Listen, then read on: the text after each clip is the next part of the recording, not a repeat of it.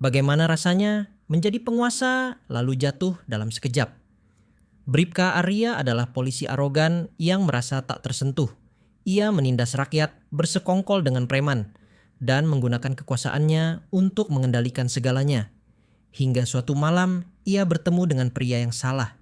Seorang lelaki misterius yang tampak biasa saja, tapi ternyata seorang perwira Kopassus. Tanpa senjata, tanpa kekerasan berlebihan, hanya dengan strategi dan ketenangan, pria itu membuat Bribka Arya kehilangan segalanya. Kekuasaan hilang, pengaruh lenyap, harga diri hancur. Kini Arya hanya punya dua pilihan, melawan dan berakhir lebih buruk, atau menyerah dan mencari jalan baru. Simak perjalanan penuh intrik, ketegangan, dan kejatuhan seorang penguasa palsu dalam kisah berikut ini. Malam itu di kota Wirasena terasa lebih sunyi dari biasanya. Jalanan lengang, hanya diterangi lampu jalan yang sesekali berkedip seperti hampir padam. Di sudut jalan dekat pasar lama, sebuah angkringan sederhana masih buka. Asap tipis mengepul dari bara arang, aroma khas sate usus dan kopi hitam bercampur dengan udara malam. Di bangku kayu yang sudah tua, seorang pria duduk diam sambil menikmati secangkir kopi. Raka Wijaja, begitu namanya.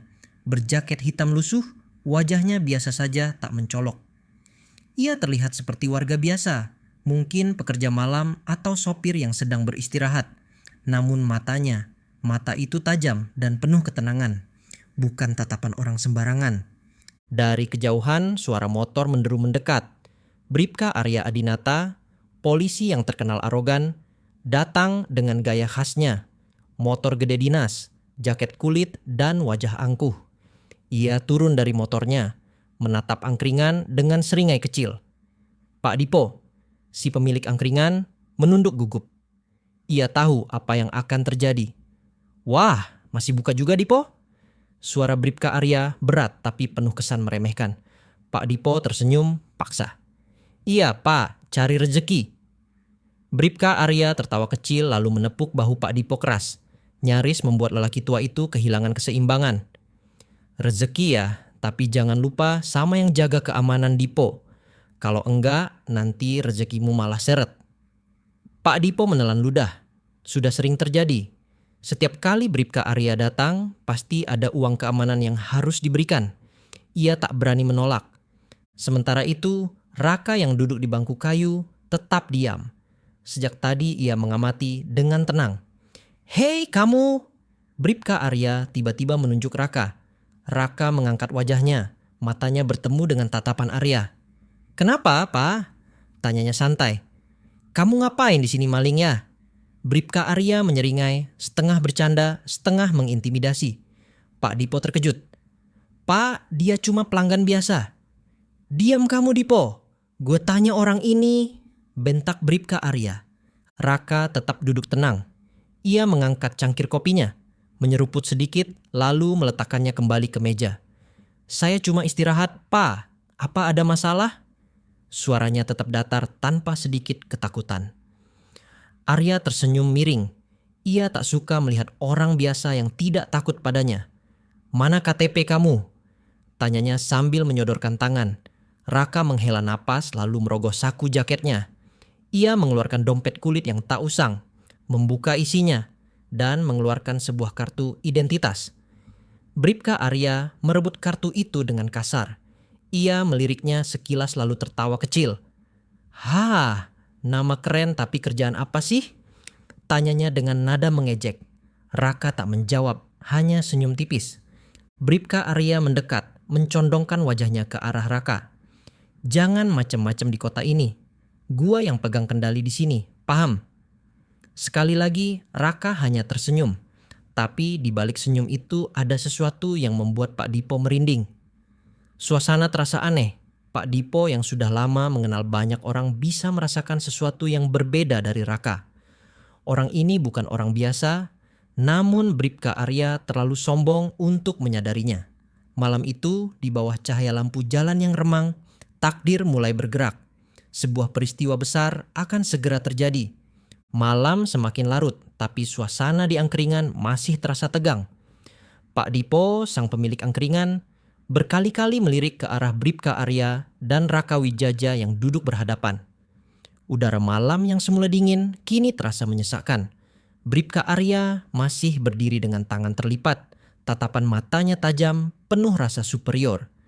Ia sudah terbiasa melihat orang-orang menunduk ketakutan di hadapannya, tapi kali ini berbeda. Lelaki di hadapannya tidak menunjukkan rasa takut sedikit pun. Raka tetap duduk tenang, matanya menatap lurus, sorotnya seperti seorang yang telah melihat lebih banyak hal daripada yang bisa dibayangkan Arya. "KTP-mu sudah saya lihat," kata Arya. Suaranya sengaja dibuat berat, memberi tekanan. "Sekarang saya tanya, kamu kerja apa di Wirasena?" Raka menatapnya sejenak lalu mengangkat bahu. "Kerja serabutan, Pak. Kadang di lapangan, kadang di kantor." Arya menyipitkan mata. Jawaban yang terlalu umum. "Lapangan maksudmu buruh?" Tanyanya kali ini dengan nada mengejek. Raka hanya tersenyum tipis, lalu mengambil cangkir kopinya dan menyeruputnya perlahan. "Kurang lebih begitu." Pak Dipo yang berdiri di belakang meja angkringan semakin gugup. Ia tahu Arya tidak suka orang yang menjawab seenaknya. Bribka Arya mendekat selangkah, mencondongkan tubuhnya. "Kamu sudah lama di sini?" Tanyanya lagi. Raka meletakkan cangkirnya lalu memandang Arya langsung ke mata. Dan di saat itulah sesuatu terjadi. Sekejap Arya merasa seolah ada sesuatu yang menekan dadanya. Tatapan itu, tatapan yang membuat tengguknya merinding. Selama bertahun-tahun menjadi polisi, Arya sering menghadapi preman dan bos besar dunia hitam. Tapi tidak pernah sekalipun ia merasa seperti ini. Tatapan Raka tidak seperti tatapan orang biasa. Di matanya ada sesuatu yang gelap. Mata itu telah menyaksikan banyak kekerasan, kematian dan perang. Arya menepis perasaan aneh itu. Ia bukan orang yang mudah digertak. "Di sini gua gak suka orang yang banyak alasan," katanya dingin. "Di kota ini saya yang mengatur, kamu ngerti?" Raka tetap diam. Arya mulai kehilangan kesabaran. Orang ini terlalu tenang. "Atau saja, kamu mau aman di sini, saya minta uang keamanan." Pak Dipo langsung menunduk. Ia tahu ini tidak akan berakhir baik. Raka perlahan menoleh ke arah tangan Arya yang masih menepuk bahunya. Dengan gerakan santai, ia menyingkirkan tangan Arya dari bahunya. Gerakan itu biasa saja, tapi caranya melakukannya terlalu terlatih. Dan Arya merasakan sesuatu. Refleks otot, gerakan halus, keseimbangan sempurna. Orang ini bukan orang sembarangan. Sesaat ia ingin bertanya lebih jauh, tapi egonya berkata lain. Siapapun orang ini, tetap saja dia rakyat biasa. "Saya kasih kamu satu kesempatan," kata Arya, menatap tajam. "Pergi dari sini sebelum saya benar-benar marah." Raka menghela napas. "Baik Pak Polisi," jawabnya tenang. "Tapi saya punya kata-kata satu kalimat, hati-hati di jalan, Pak Polisi. Kadang kesombongan bisa membuat seseorang jatuh tanpa sadar." Arya mengernyit. Sebelum ia sempat membalas, Raka sudah menghidupkan motornya dan melaju pelan meninggalkan tempat itu. Malam kembali sunyi. Pak Dipo tak berani bersuara. Ia hanya menunduk, berharap tak ada lagi masalah. Arya tetap berdiri di tempatnya, tapi pikirannya tidak tenang. Untuk pertama kalinya, ia merasa seseorang telah melihat dirinya lebih dalam dari yang ia izinkan. Dan itu membuatnya tidak nyaman. Malam itu, sebuah pertarungan yang lebih besar baru saja dimulai. Suasana di angkringan kembali sunyi setelah Raka pergi meninggalkan Bribka Arya yang masih berdiri di tempatnya. Pak Dipo, si pemilik angkringan, tidak berani berbicara. Ia hanya menunduk berpura-pura sibuk mengipasi arang bakaran meskipun hatinya masih berdebar. Bribka Arya menggertakkan giginya. Wajahnya sedikit tegang. Ia tidak tahu kenapa, tapi ada sesuatu dari pria tadi yang membuatnya gelisah. "Kurang ajar," gerutunya pelan. Ia menarik napas dalam-dalam, mencoba menenangkan pikirannya. Seorang rakyat biasa berani menatapnya seperti itu? Tidak mungkin. Tapi anehnya, tatapan itu masih membekas di pikirannya. Tatapan penuh ketenangan, tapi berbahaya. Arya menggelengkan kepala, menepis pikirannya sendiri. Ia tidak mau percaya omong kosong.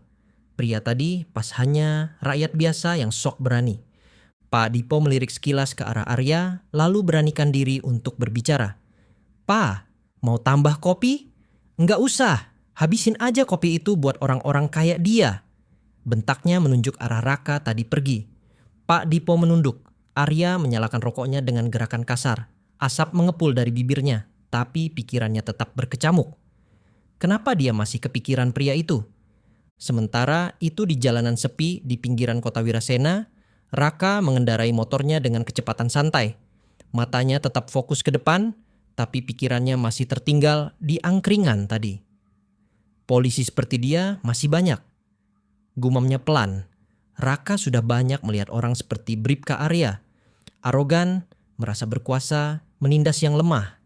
Tapi orang-orang seperti itu tidak akan bertahan lama. Tiba-tiba di kaca spionnya, Raka melihat dua motor mengikuti dari belakang. Ia tersenyum tipis. Mereka mulai bergerak. Dua motor itu tidak menyalakan lampu depan, hanya mengikuti dari kejauhan.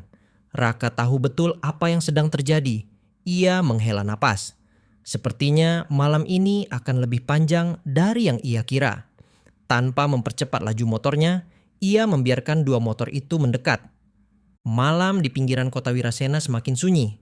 Jalanan gelap hanya diterangi lampu-lampu jalan yang berjarak jauh satu sama lain, menciptakan bayangan panjang yang bergerak mengikuti kendaraan yang melintas. Dua motor masih mengikuti Raka. Mereka tidak menyalakan lampu depan, diam-diam tapi jelas mengintai. Raka tetap tenang. Ia melihat mereka di kaca spion tapi tidak menunjukkan reaksi apapun, seolah tidak sadar bahwa ia sedang dibuntuti. Namun di balik ketenangannya, ia tahu permainan telah dimulai.